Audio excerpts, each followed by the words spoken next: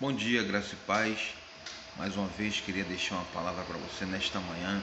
Hoje é quarta-feira, dia 19 de 2021.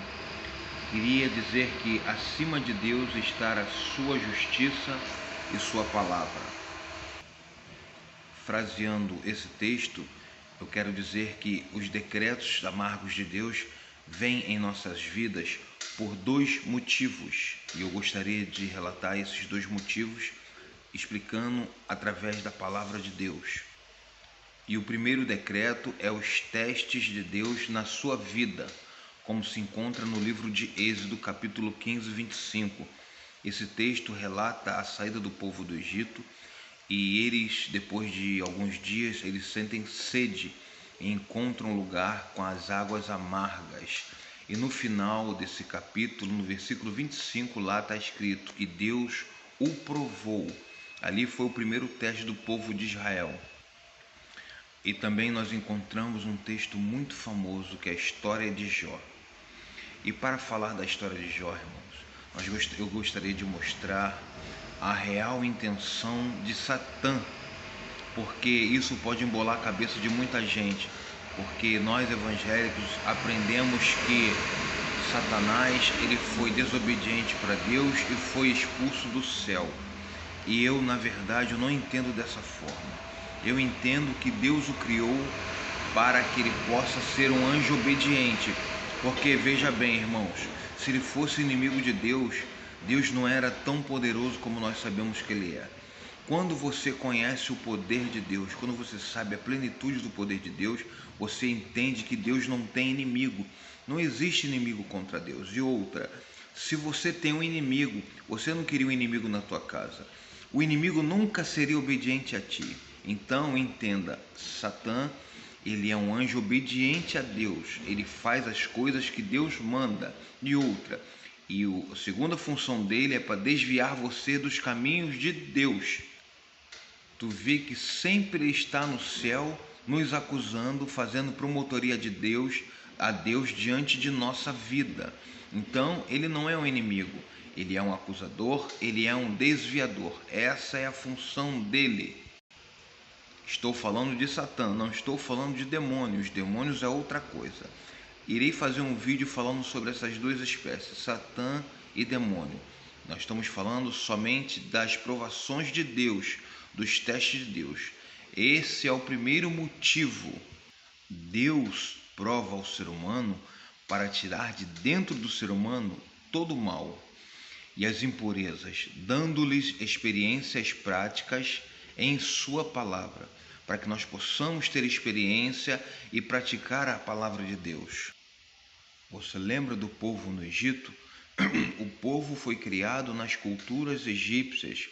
Quando surgiu Moisés, o povo teve que ir para o deserto para aprender as leis, os mandamentos de Deus, e só assim tirar toda aquela cultura egípcia de dentro dele.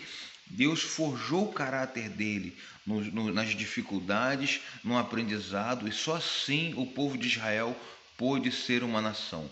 Você imagine se o povo não tivesse esse aprendizado com Deus.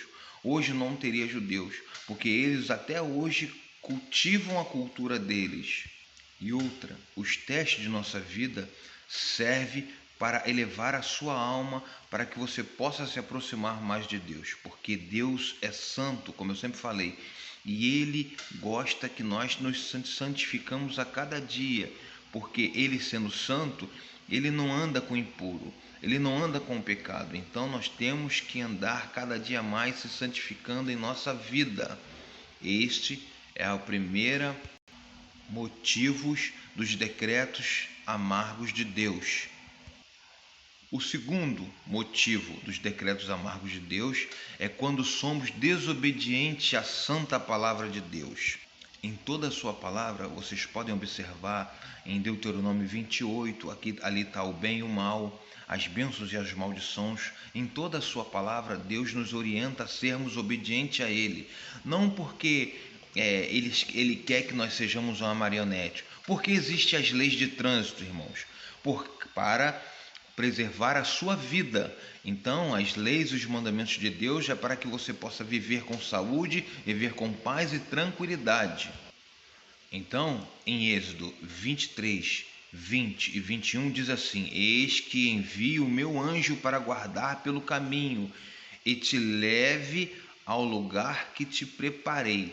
Olha só, guarda-te diante dele e ouça a sua voz. Não sejas rebeldes a ele, pois ele não perdoará a sua rebeldia. Então Deus dá uma ordem aqui para obedecer a esse anjo, porque ele não iria poupar a rebeldia do povo.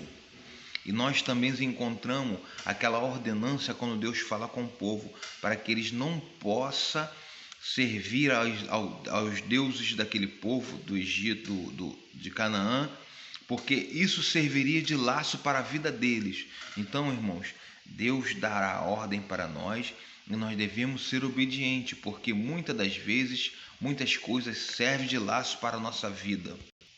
Então, nesta manhã, que nós possamos entender quais são os decretos da vida, da nossa vida diante de Deus.